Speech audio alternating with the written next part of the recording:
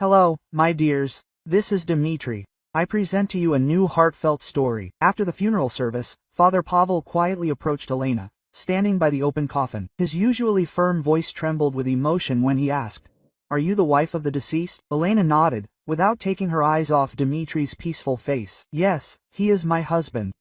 The priest looked back at the few people present in the church and said words that turned her world upside down. "Call the police immediately and do not let anyone out of the church." Elena felt the ground slipping from under her feet. Fragments of thoughts flashed through her head that the priest might have suffered from the stress of a long service. "What happened, Father Pavel?" "I don't understand," she whispered, clinging to the last hope that this was some kind of misunderstanding. The priest carefully took her hand and led her closer to the coffin. "Look at his right arm under the sleeve. You'll understand everything yourself," he said. And there was such confidence in his voice that Elena did not dare to object. With trembling fingers, she lifted the white cuff of Dmitri's shirt and saw something that made her heart stop.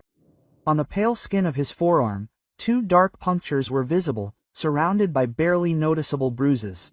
The marks were fresh, no older than a few days, and were located so neatly that there was no doubt about their origin. These were marks from medical injections, which, to her knowledge, Dmitri did not receive. "My God!" Elena breathed out, and her legs gave way. Father Pavel caught her arm, preventing her from falling. "I noticed these marks when I washed the body for the funeral service," he quietly explained.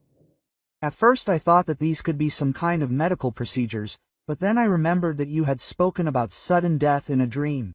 Igor and Svetlana, Dmitri's children from his first marriage, stood to the side and watched the proceedings with bewilderment. Svetlana was tense. "What's going on there? Why are you holding us back?" Her voice was sharp, with the usual notes of mistrust toward her stepmother. Igor silently approached the coffin. His face was tense and wary. Father Pavel silently pointed to the deceased's hand. Igor leaned over, carefully examined the marks, and straightened up abruptly. His face turned pale, and his eyes darted to Elena with an expression she could not decipher. "These are injection marks," he stated in the professional tone of a pharmacist. But her father had not received any injections, he had only taken pills. Svetlana came closer, and her face distorted with horror at the sight of the punctures. "This can't be," she whispered. "I kept track of his medications myself, bringing him pills every day. No one gave him injections." Quote, her gaze shifted between Elena and her brother. Suspicion and fear were visible in it. Father Pavel took out his mobile phone and handed it to Elena. "Call the police," he repeated firmly. "I can't allow the body to be buried until the truth comes out." His words sounded like a death sentence, destroying the last illusions about Dmitri's peaceful death. Elena dialed the emergency response number with trembling fingers. The dispatcher's voice seemed distant and unreal to her as she explained the situation. Suspected violent death. The words stuck in her throat. She couldn't believe she was saying them, talking about her husband. While they waited for the investigator to arrive, an oppressive silence reigned in the church. Igor nervously paced the rows, occasionally glancing at the coffin. Svetlana sat down on a bench and covered her face with her hands. Her shoulders shook with suppressed sobs.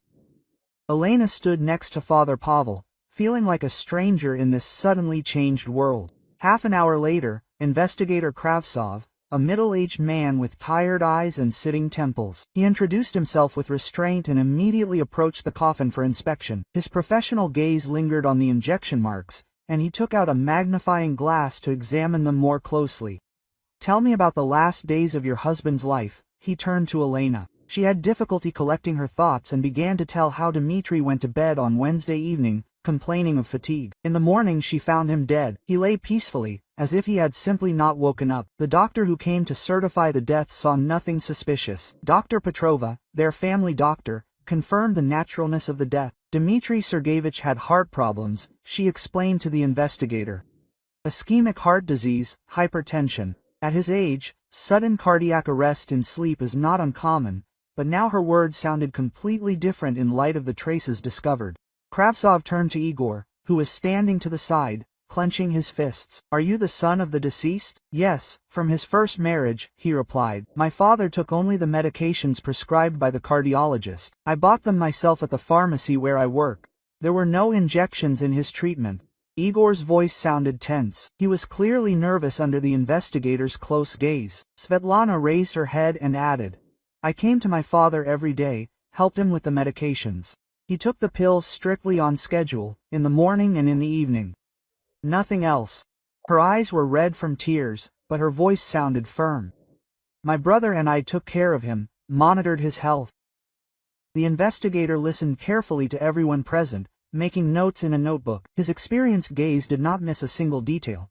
Neither Igor's nervousness, nor Svetlana's hostility towards stepmother, nor Alina's confusion herself. Quote, "I will need a full list of the medications the deceased took," he said, "and the contacts of everyone who had access to him in his last days." Kravtsov ordered a team of forensic experts to be called and the church grounds to be cordoned off. "The body will be sent for an autopsy and toxicological examination," he announced. "Until the results are received, all those present remain potential witnesses." His words sounded like a cold shower, finally destroying the illusion of a natural death.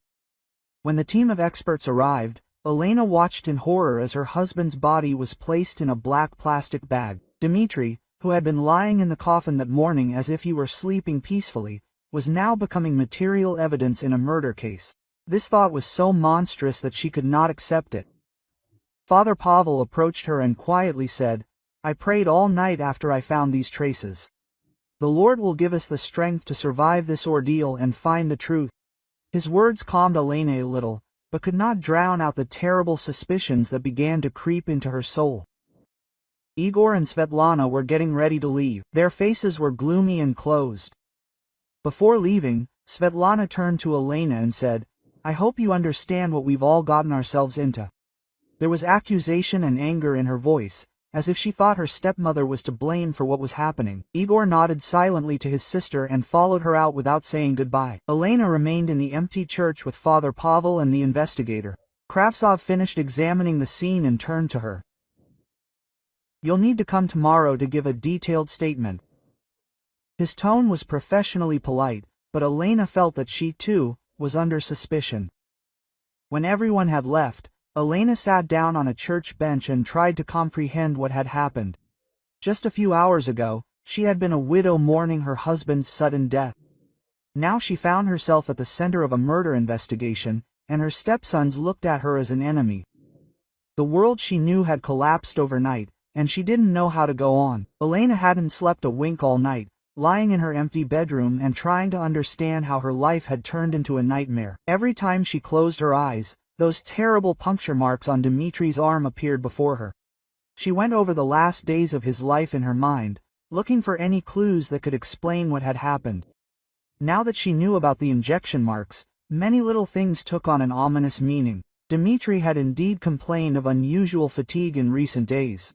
He said that he felt exhausted in the morning. He was especially bothered by the strange drowsiness that came over him after lunch. He fell asleep in a chair, which had never happened before.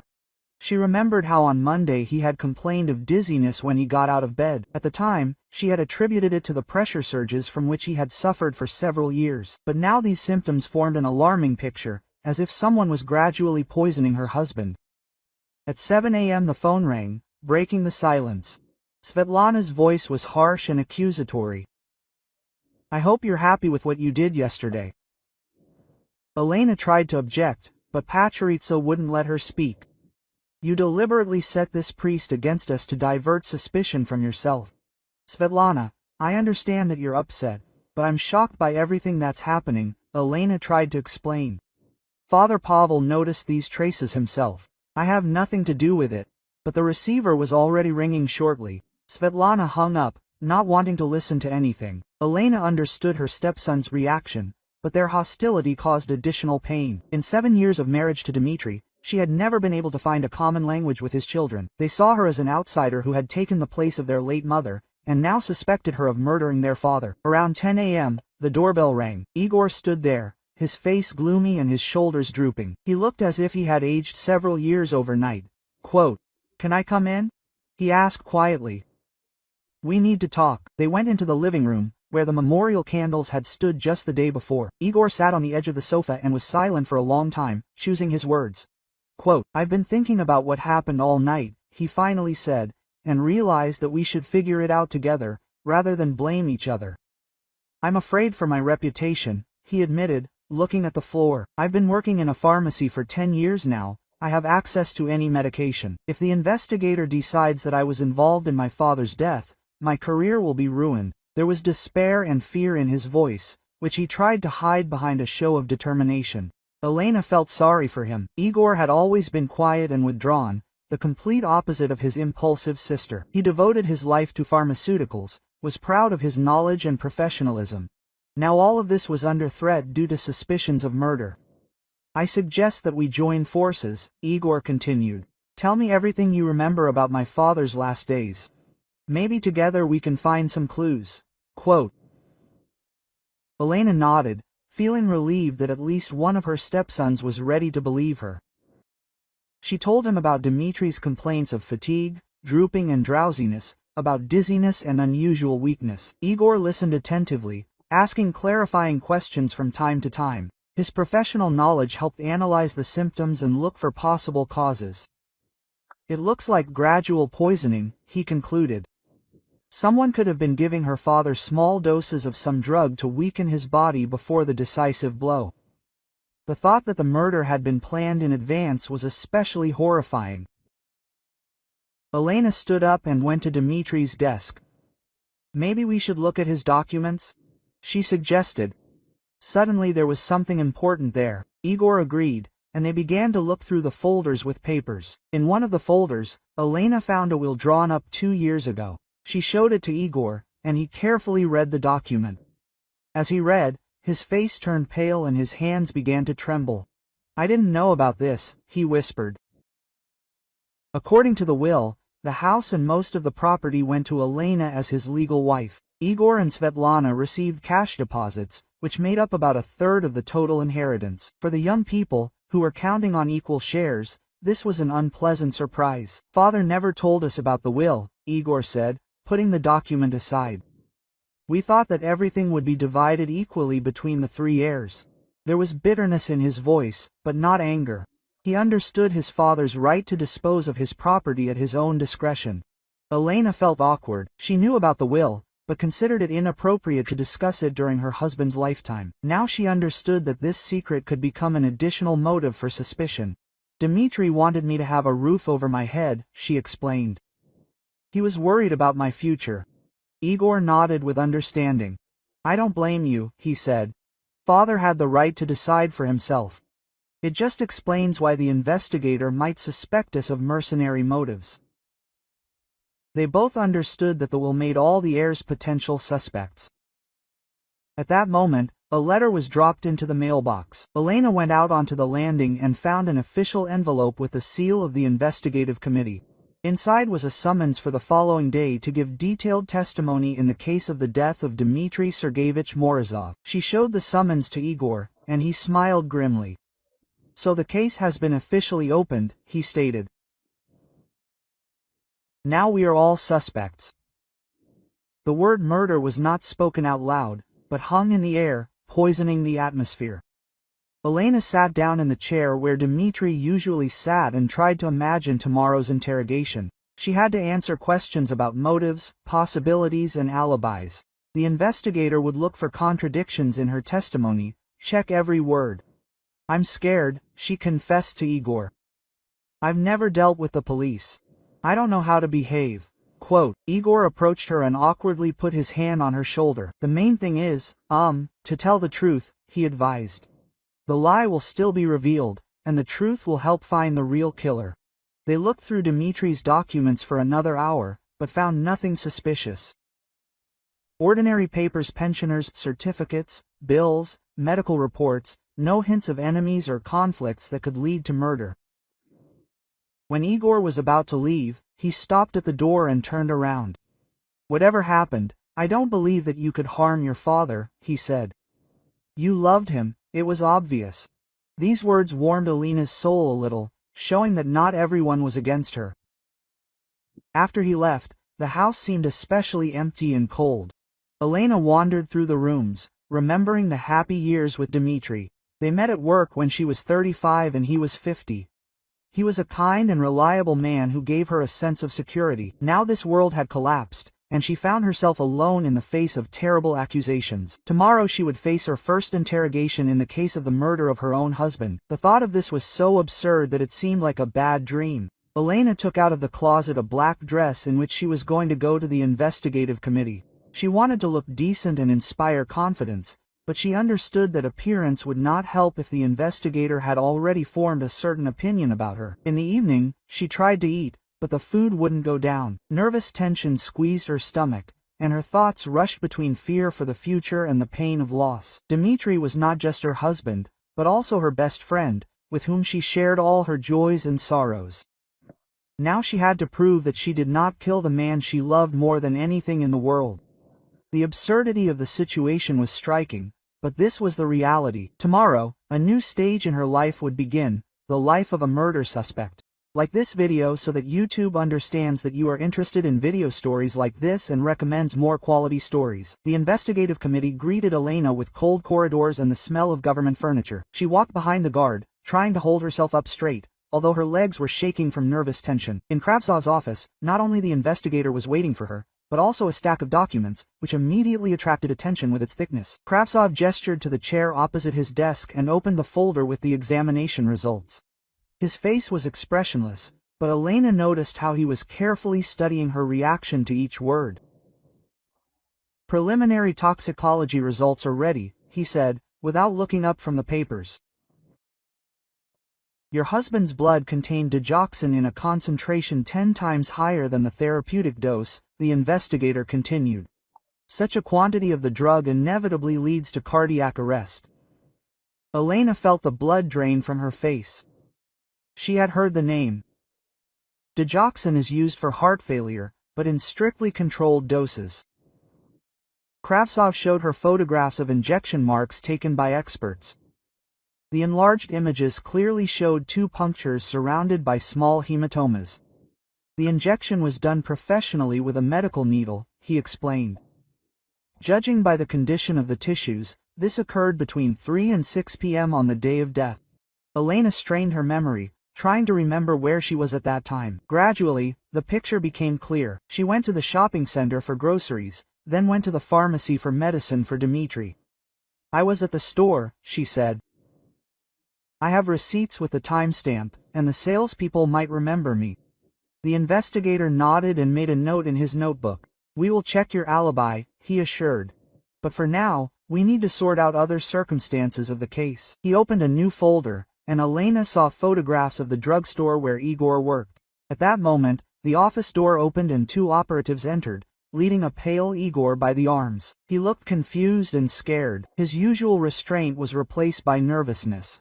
Quote, "What's going on?" Elena asked, but Kravtsov gestured for her to remain silent. Quote, "A shortage of digoxin was discovered in the pharmacy where your son works," the investigator announced. 3 ampules of the drug disappeared from the safe 3 days ago, but the management recorded it only yesterday. Igor raised his head sharply and tried to say something, but one of the operatives stopped him. Elena looked at Igor with horror. Yesterday he swore to her his innocence, spoke of his desire to find the real killer. Now the facts were stacked against him in the most obvious way. Access to the drug, professional skills, knowledge of his father's daily routine. Everything pointed to his involvement.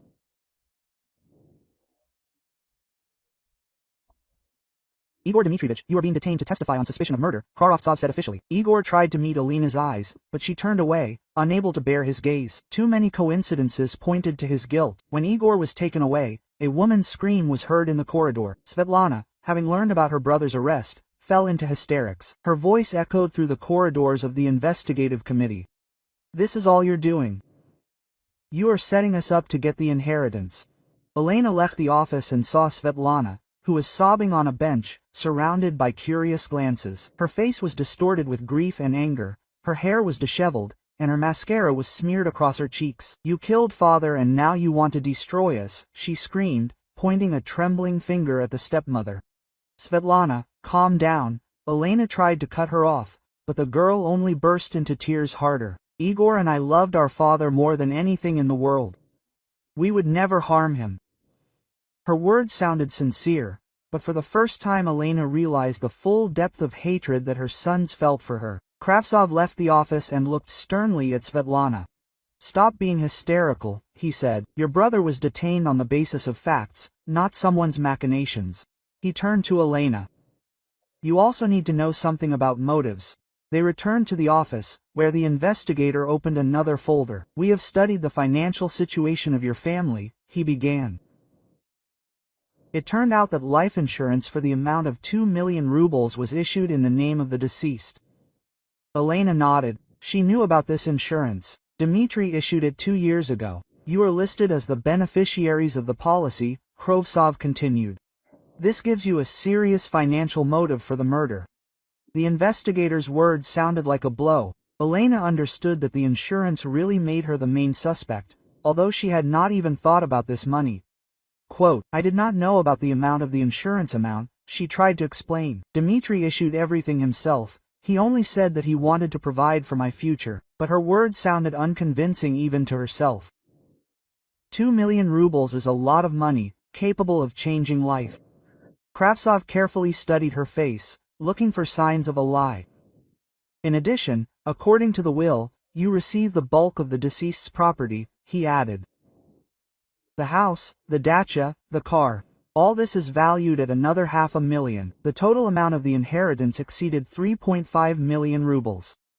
Elena felt the walls of the office move, squeezing her from all sides. The motive for the murder looked more than convincing, and the alibi had yet to be verified. She understood that in the eyes of the investigator she was the main suspect, despite Igor's detention. Quote, "You remain under suspicion," Kravtsov officially informed her. "Do not leave the city without permission and appear at the first request." Quote, he handed her a document on his own recognizance not to leave. Elena signed with a trembling hand, realizing that she was now officially involved in a murder case. Leaving the investigative committee building, she saw a group of journalists waiting at the entrance. Someone had already leaked information about the high-profile case, and now Dmitry's death was becoming public knowledge. Elena hastily covered her face with her purse and quickly walked to the bus stop. On the bus, she felt the curious glances of passengers. It seemed to her that everyone already knew about her involvement in the murder investigation. Paranoid thoughts swarmed in her head, forcing her to see suspicion in every casual glance. Emptiness and silence awaited her at home. Dmitry would no longer meet her from work, would not ask how her day went. Instead of the usual comfort, the house was filled with an atmosphere of suspicion and fear. Every object reminded her of her late husband and at the same time of charges hanging over her. Elena sat down in Dmitry's chair and tried to comprehend what had happened. In one day, her life had completely turned into a nightmare. Her sons considered her a murderer, the investigator saw her as the main suspect, and the public was ready to pass judgment. She picked up a photo from the wedding. She and Dmitry had looked so happy 7 years ago. Back then, it seemed like they had a long life together ahead of them. No one could have imagined that it would all end with murder charges and ruined relationships with his children. The phone rang, breaking off her painful thoughts. An unfamiliar number appeared on the screen. Elena hesitated whether to answer, but curiosity got the better of her. A male voice, distorted by an electronic modulator, sounded in the receiver. "Stop digging, otherwise you'll end up next to your husband." The call ended, leaving Elena in a state of shock. Someone was following the investigation and considered her a threat.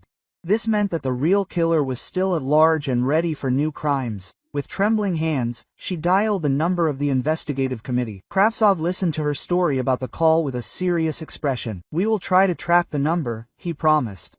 "In the meantime, do not stay home alone. Do you have relatives or friends you can turn to?" Quote. Elena realized that the danger was real and the killer would not stop at another crime. In the evening, operatives came to her and installed a wiretap on her home phone. The house turned into a crime scene, where every call could become evidence. Elena felt like a prisoner in her own home, surrounded by invisible threats and suspicions. 2 days later, Igor was released on bail, but his world had already collapsed. The pharmacy management suspended him from work until the circumstances were clarified, and his colleagues looked at him with suspicion or fear. 10 years of impeccable service were crossed out by one suspicion of stealing a deadly drug. He came to Elena with eyes swollen from lack of sleep and trembling hands. "I did not take digoxin from the pharmacy," he said, barely crossing the threshold. "I swear, on the memory of my father, I would never harm him." His voice broke, and there were tears in his eyes, which he tried to restrain.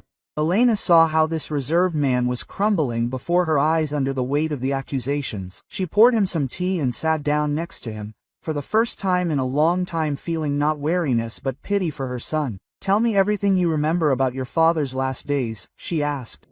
"Maybe together we can find something important." Igor nodded and began to remember, clinging to every detail like a life preserver. Gradually, fragments of conversations with Dmitri emerged in Elena's memory. On Wednesday evening, he mentioned a visit from a doctor who came during the day. "The doctor said that I needed vitamins to support my heart," my husband said, showing me the injection site on his arm. At the time, she did not attach any importance to this, deciding that the local doctor had prescribed additional treatment. "My father really did talk about some doctor," Igor confirmed. "I even asked why he needed injections if the cardiologist had only prescribed pills." Dmitri replied that a young specialist from the cardiology center recommended a course of vitamin injections to strengthen the heart muscle. This explanation seemed logical, and Igor did not go into details.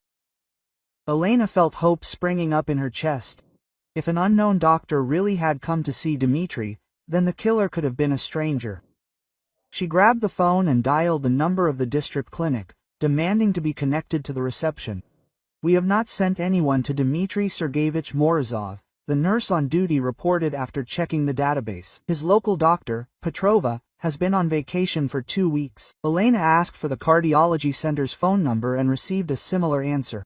No referrals had been issued to see Dmitry at home. Igor turned pale, realizing the significance of this information. "That means an imposter came to see my father," he whispered. "Someone was posing as a doctor to gain access to him." The picture of the crime was beginning to become clear, but along with understanding came the horror of the premeditation of the murder. Elena immediately called Kravtsov and told him about the circumstances that had come to light. The investigator listened to her attentively, asking clarifying questions about the time of the visit and Dmitry's words. Quote, "This changes the case," he admitted. "We are starting a search for an unknown person posing as a doctor. But who could have known about the father's daily routine?" Igor wondered. Who studied his habits in such detail to choose the right moment for a visit? This question hung in the air, forcing them to think about the motives for the crime. The murder was clearly planned in advance and carefully. Svetlana arrived in the evening, having learned from her brother about the new circumstances of the case. Her hostility towards her stepmother was replaced by confusion and fear. Quote, "Dad really did talk about a doctor's visit," she confirmed. "But I thought it was a routine checkup and didn't ask any questions." She remembered that Dmitry had called the doctor young and pleasant to talk to.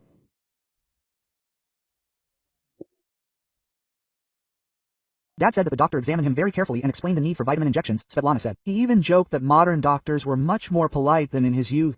These details painted a portrait of a professional fraudster who knew how to gain the trust of older people. The killer not only had medical knowledge, but was also a good psychologist, able to convince the victim of the need for treatment. Such preparation required time and resources. Kravtsov arrived at their home an hour after the call. He listened carefully to the testimony of all three, writing down every detail in a notebook. "We will check all medical institutions in the city," he promised. "Perhaps one of the employees noticed suspicious questions about your addresses or health condition." The investigator also ordered to question neighbors who could have seen the unknown doctor. "We need to make a composite sketch of the suspect," he explained. "Every detail of his appearance could be the key to his capture." Elena felt the weight of suspicion begin to fall from her shoulders. For the first time in several days, Igor looked hopeful. "So, I'm not the main suspect?" he asked the investigator. Kravtsov nodded. "The version with an outside killer seems more likely, but we will make final conclusions after checking all the facts." Svetlana approached Elena and awkwardly touched her hand. Quote, "Forgive me for those terrible words," she said quietly. "I was in shock and looking for someone to blame." Elena nodded with understanding. Grief makes people behave irrationally, look for simple explanations for complex tragedies. When the investigator left, The three of them sat down at the kitchen table where they had previously dined with Dmitri. The atmosphere in the house had changed. Instead of mutual suspicions, there was a sense of common misfortune. They were not enemies, but victims of something cruel. Who could hate my father so much? Svetlana thought out loud. He was a kind person. He did not offend anyone. Igor agreed with his sister. Dmitri led a quiet life of a pensioner, had no enemies or serious conflicts. The motive for the murder remained a mystery. Elena remembered the insurance and inheritance, which made her the main beneficiary. What if the killer wanted to frame me? She suggested, staging the murder so that suspicion would fall on the wife. This version explained the choice of digoxin and the professionalism of the injection. Igor thought about her words. Then the criminal must have known about the will and insurance, he concluded. This narrows the circle of suspects to people dedicated to family affairs. But which of their acquaintances could have such information and medical skills at the same time? Quote, they sat until late at night, going over possible motives and suspects. The list was depressingly short. Most of Dmitri's acquaintances were the same pensioners, incapable of such a sophisticated crime. The killer remained a ghost, without a face or a name. Before leaving, Svetlana hugged her stepmother for the first time in their 7-year relationship. We need to stick together, she said. Daddy wouldn't forgive us for having a fight at a time like this. Igor nodded, agreeing with his sister. Paradoxically, his father's death brought them closer together, forcing them to forget old grievances. Left alone, Elena felt a mixture of relief and anxiety. The version with an outside killer removed suspicion from the family, but meant that the criminal was still at large. Someone had carefully planned Dmitri's murder and could repeat their plan with other victims. She locked all the locks and checked the windows, feeling like a target of an invisible enemy. An anonymous threatening call showed that the killer was following the investigation and was ready for new crimes. The night promised to be long and disturbing. In the bedroom, Elena could not fall asleep for a long time, listening to every sound. The house, which had once been a refuge, now seemed like a trap. Somewhere in the city, a man was walking who had cold-bloodedly killed her husband and threatened her. Tomorrow was to continue search for the truth, but for now she remained defenseless against an unknown threat. If you like this story, subscribe to the channel so you don't miss new videos. The next morning, Kravtsov began to go around the neighbors, hoping to find witnesses to the visit of the mysterious doctor. First, Aunt Klava responded from the apartment opposite, an elderly woman who spent most of her time at the window, watching the life of the entrance. Her eyes lit up with interest when the investigator explained the purpose of the visit. Of course, I remember this doctor, she perked up, seating Kravtsov at the table and pouring tea. Young, so pleasant in a white coat, went up to Dmitri Sergeyevich on Wednesday at about 3 o'clock in the afternoon. She described the stranger's appearance in detail. Tall, slender, dark hair neatly styled, with a medical bag in his hands. Aunt Klava remembered that the doctor seemed unusually young to her for home visits. Usually experienced doctors visit old people, but this one was just a boy, she reasoned. But he greeted her politely when we met in the elevator. He said that he had been sent for a consultation by the cardiology center. The investigator asked her to remember as many details of his appearance as possible. The woman closed her eyes, trying to reconstruct the picture in her memory. About 20, maybe a little more. Dark eyes, straight nose. He spoke quietly, intelligently. These details would help to create a photo fit of the suspect. The janitor Semyonich, whom Kravtsov found in the yard, added important details. He saw the stranger leave the entrance about half an hour after the visit. He walked so quickly, in a hurry to get somewhere, the old man recalled. He got into a dark blue car, a foreign car. He did not make out the license plate, but he remembered the brand. Ford. Semyonich said that he paid attention to the car because it seemed too expensive for a local doctor. Quote, our doctors don't drive cars like that, he noted. He thought it was some private owner. He had rich clients. The car didn't stay at the entrance for long and left immediately after the driver appeared. Returning to Elena, Kravtsov asked her to examine Dmitri's personal belongings again. Perhaps the killer left some traces of his presence, a business card, a note, or a phone number. Elena led him to her husband's office, where documents and notebooks lay on the desk. In the old notebook that Dmitri had been using for the past few months, Elena found an entry made in an uncertain handwriting. Dr. Volkov, cardiologist, It was written on one of the pages, and a mobile number was listed next to it. The entry looked fresh, the ink had not yet faded. This number was written down 3 days ago, Kravtsov determined based on the handwriting and the location of the entry. Your husband probably received a call from this Volkov and wrote down the contact information. The investigator photographed the page and immediately passed the number to the technical service for verification. Elena did not remember Dmitry mentioning a call from a new doctor, but in recent days he had been absent-minded and could not tell her about this conversation. He sometimes forgot to share such trifles, she explained, especially if it concerned his health. He did not want to bother me unnecessarily. An hour later, the technician was given a preliminary answer. The SIM card was registered to forged documents. The passport in the name of Alexei Volkov turned out to be a fake. Moreover, the number was disconnected the day after Dmitry's death, which confirmed the connection with the crime. The killer carefully planned the operation, Kravtsov concluded. Forged documents, a disposable phone, medical disguise. Everything points to professional training. This level of organization required serious resources and experience in criminal activity. In the evening, Igor and Svetlana came to Elena.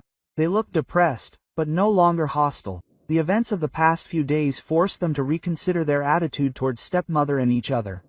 Quote, "We came to ask for forgiveness," Svetlana said without looking up, "for all the terrible things they said to you." Igor nodded, supporting his sister. "We were blinded by grief, but we looked for someone to blame among our loved ones," he admitted. They did not want to believe that a stranger had killed their father. Now that the facts pointed to an external enemy, their anger was replaced by a feeling of guilt for the unfair accusations. Elena hugged both her stepsons, feeling the ice of many years of alienation melt. "We were all stressed," she said softly. "The main thing is that now we are together and can help the investigation find the real killer." Their common misfortune united them more than years of formal kinship. They sat down at the table where they used to dine with Dmitry and tried to understand the motives for the crime. "Who could have planned my father's murder so carefully?" Igor wondered. "This is not a spontaneous crime, but a well-thought-out operation. The killer clearly knew the victim's habits and had access to medications." Svetlana remembered that in recent months, her father sometimes seemed anxious. "He received some letters that upset him," she said. "But when I asked, he brushed them off, saying that it was nonsense. Perhaps these letters were related to threats or blackmail." Elena confirmed Pachoritz's observation. Dmitry really had become nervous lately, often checking his mail and quickly hiding some envelopes. "I thought it was a problem with utility bills or a pension," she admitted. "Did not want to interfere in his affairs." Igor suggested searching his father's office more thoroughly. Perhaps Dmitry had kept those mysterious letters or other documents related to the threats. If someone was stalking him, there should be traces left, he reasoned. Father was a neat man, he did not throw away important papers.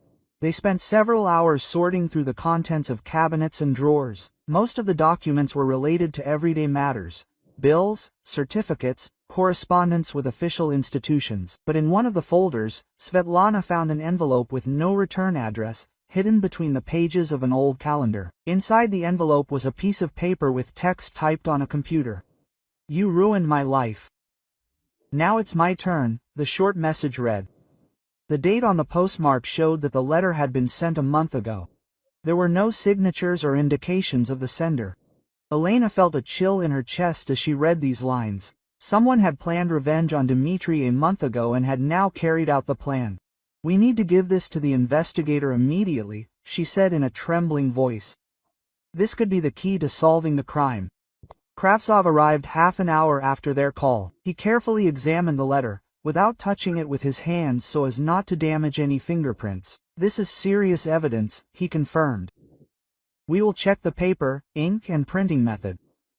Perhaps we will be able to establish where and when the message was made." The investigator also ordered a check of all the post offices in the area from which the letter could have been sent. CCTV cameras could have recorded the sender if he had not taken additional precautions.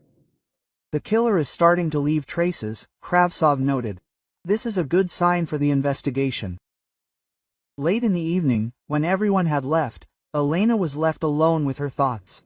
The house no longer seemed like a safe haven. Someone had planned her husband's death a month ago and could come back for her. The anonymous letter showed the depth of the killer's hatred for Dmitri. She locked all the doors and windows, but the feeling of unease did not leave her. Somewhere in the city, a man was walking around who had cold-bloodedly planned and committed a murder. His motives remained a mystery, but his determination to take revenge was obvious.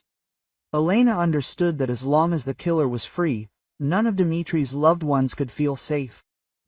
The phone rang around midnight, making her jump in surprise. The same unfamiliar number appeared on the screen as last time. Elena hesitated whether to answer, but curiosity and the hope of hearing something important made her pick up the phone. "You didn't listen to the warning?" The same distorted voice rang. Continuing to dig. "That was a mistake." Quote. The call ended, leaving Elena in a state of panic. The killer had been monitoring the investigation and knew about the letter they had found. This meant that he was much closer than she thought. I recommend listening to these two stories that you see on the screen. I am sure that you will like them, and in the comments to this video you will find a link to a selection of the best stories from all over the internet. Thank you for watching. In the morning, Kravtsov called Elena with important news. The operatives analyzed the recordings of city surveillance cameras and found a dark blue Ford, which left the area on the day of the murder. "We found the car," the investigator said. The car was abandoned on the outskirts of the city in an industrial area. The license plates turned out to be fake, as we assumed. Elena felt a surge of hope. Each new piece of evidence brought her closer to solving the mystery. Kravtsov explained that the car was discovered only yesterday because it was parked in an abandoned garage between warehouses. Local residents rarely went to that part of the area, so the car could have stood there for weeks unnoticed. "Criminalists are already working on the car," the investigator continued. "A preliminary examination revealed interesting results. A medical bag with drug residue was found in the trunk." Elena squeezed the phone tighter. This was the first piece of material evidence directly linking the killer to the crime. An hour later, Kravtsov arrived at her home with a detailed expert report. 3 empty ampules of Dexin and several disposable syringes were found in the medical bag.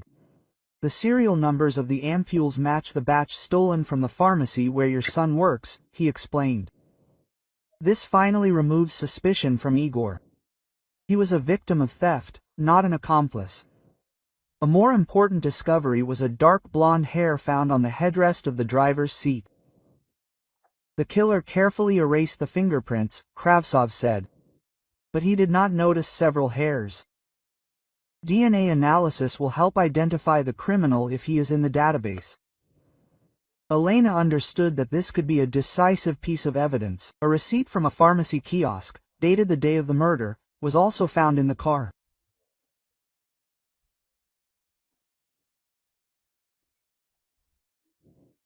The receipt listed hydrogen peroxide, bandages and medical gloves, everything needed to simulate a doctor's visit.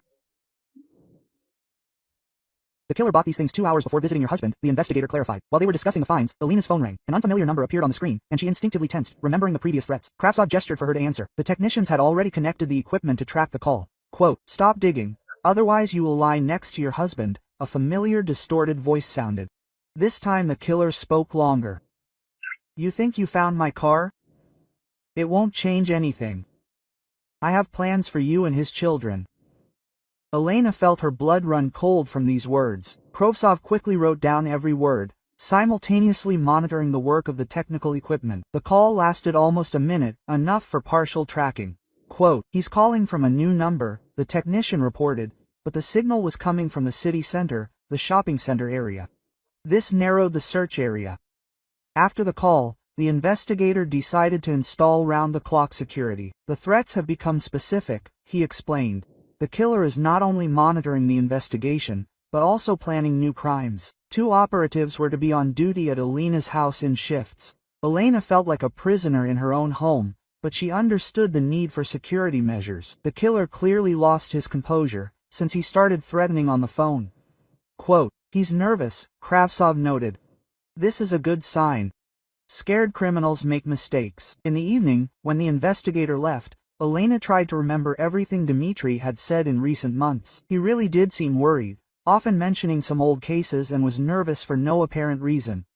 Quote, "The past won't let go," he said sometimes, but did not explain what he meant. She decided to search her husband's office again, this time more systematically. In the bottom drawer of the desk, behind the folders with documents, she found an old notebook with notes from 5 years ago. Most of the pages contained ordinary notes, but one entry caught her attention. Gorshkov threatens witnesses. It was written in an uneven handwriting. He says that we will all pay for his term.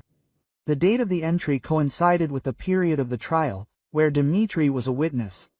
Elena felt how the pieces of the puzzle began to fit together. She immediately called Kravtsov and told him about the find.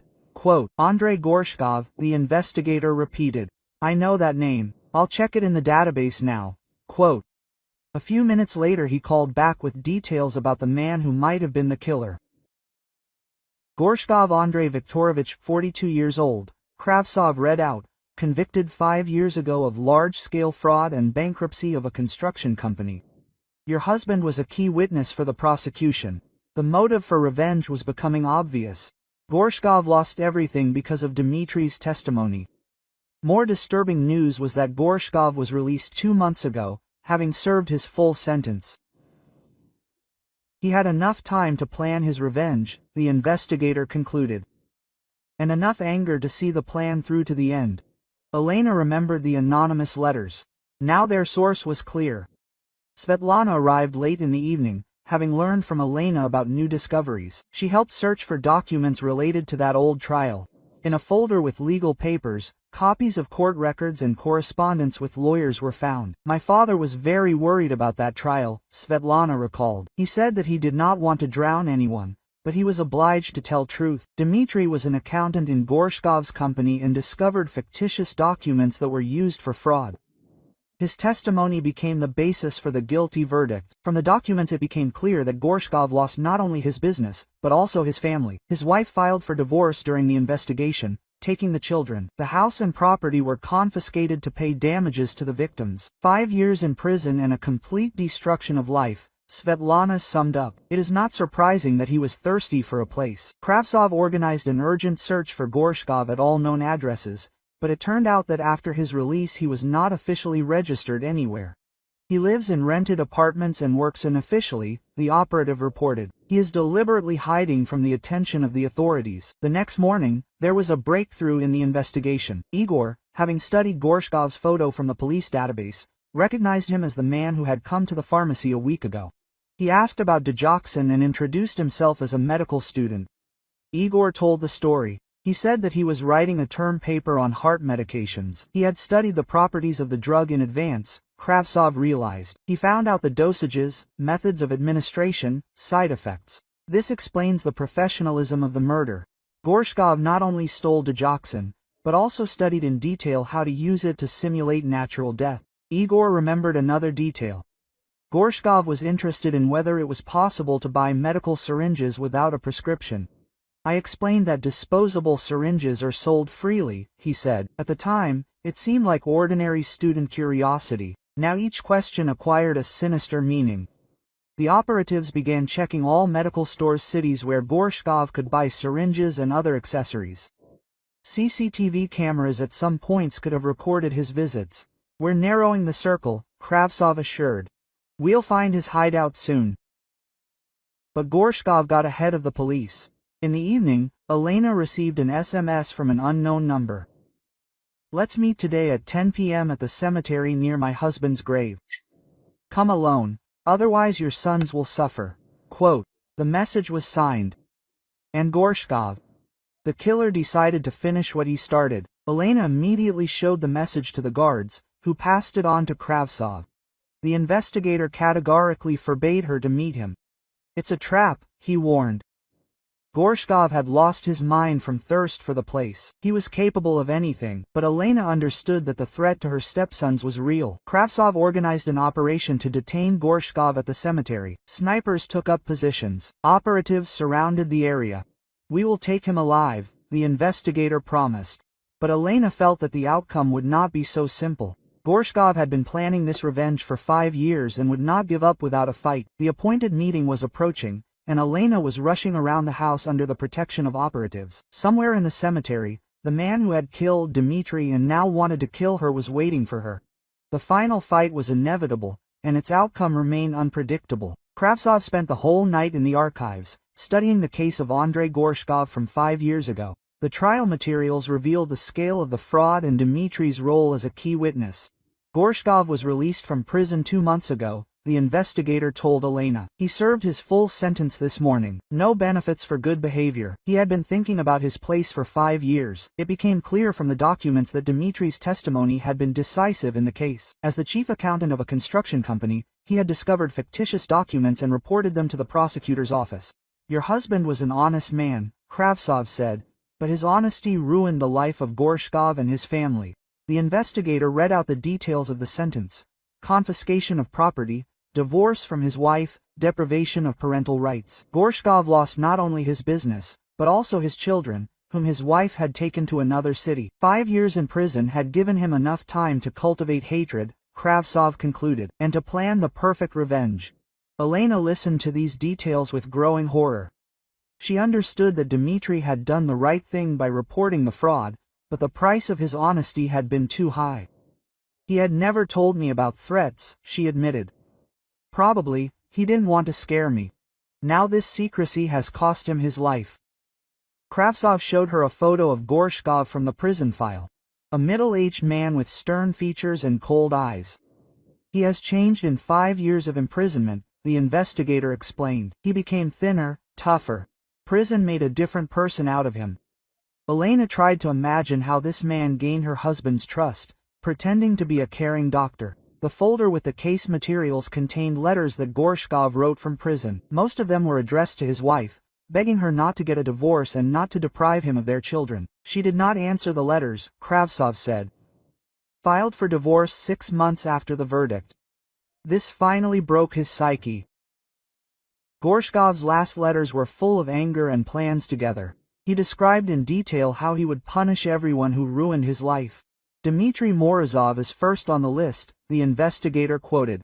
He will pay for every day of my imprisonment. These lines were written 3 years ago, showing how long the murder plan had been brewing. Elena remembered the strange letters Dmitri had received in recent months. Now she understood their source. Gorshkov was preparing the ground for revenge by intimidating the victim. Where are these letters? Kravtsov asked.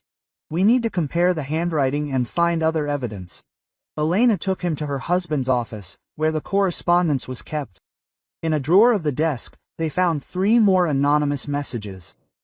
You ruined my life, now it's my turn, one of them read. Soon you will understand what it is to lose everything, was written in another. The third letter contained a specific threat. I know where you live. I know your daily routine. Get ready. The handwriting examination confirmed that all the letters were written by one person. Gorshkov did not hide his handwriting, the expert noted. He wanted the victim to know who was stalking her. It was psychological torture preceding physical murder. Dmitri lived in fear for months, not sharing his experiences with his loved ones. By midday, Igor was brought to the investigative committee to identify the suspect. He was shown several photographs, including a picture of Gorshkov. This is him, Igor said confidently, pointing to the right photo. The same student who asked about digoxin. Only then he looked younger, without a beard. Igor remembered the details of that visit to the pharmacy. Gorshkov introduced himself as a medical student writing a term paper on heart medications. He asked very specific questions, Igor said. He was interested in dosages, methods of administration, time of action.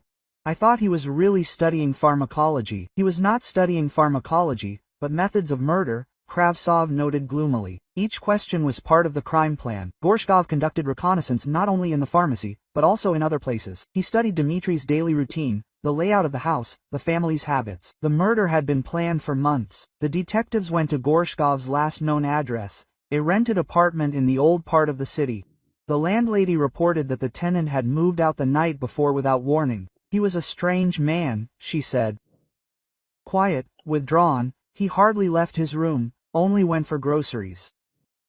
In the apartment, they found traces of careful preparation for the crime. On the table lay medical reference books, printouts on the effects of digoxin, a diagram of Dmitri's house. He studied the victim like a scientist studies a test subject, one of the detectives said. Every detail was thought out in advance. A more sinister find was a list of names of other witnesses in the case from 5 years ago. Dmitri's name was crossed out with a red pen, and the rest remained untouched. He has a plan for the place and other people, Kravtsov realized. Dmitri was only the first victim. The investigator immediately organized protection for the remaining witnesses. Scraps of letters from Gorshkov's ex-wife were found in the trash. She categorically refused to restore their relationship and forbade him from seeing his children. "You destroyed our family with your greed," she wrote. "Don't you dare look for us anymore." These lines explained the depth of Gorshkov's despair and anger. By evening, technicians had tracked down a new phone number from which the threats had been made. The SIM card had been purchased with forged documents in a shopping center.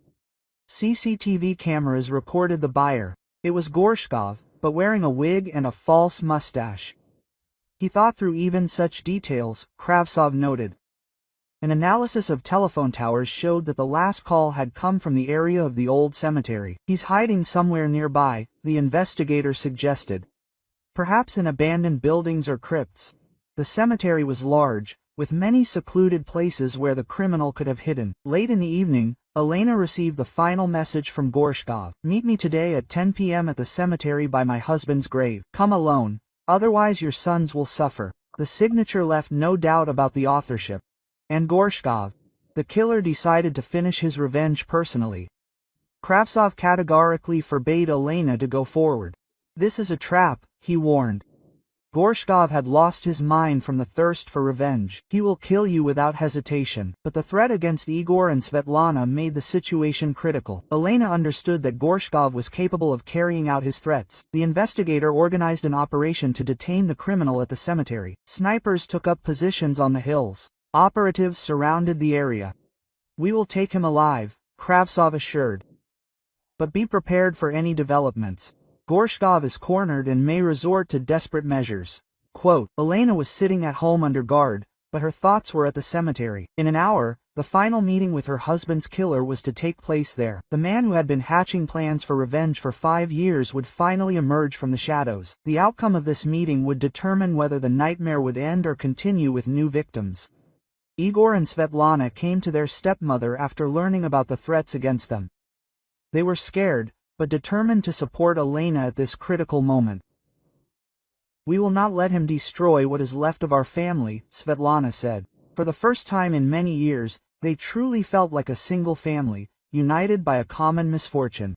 The time was approaching the appointed meeting, and the tension was growing with every minute. Somewhere in the darkness of the cemetery, a man obsessed with a thirst for revenge was hiding. 5 years in prison and a lost life turned him into a killing machine. Tonight, the fate of all participants in this tragedy was to be decided.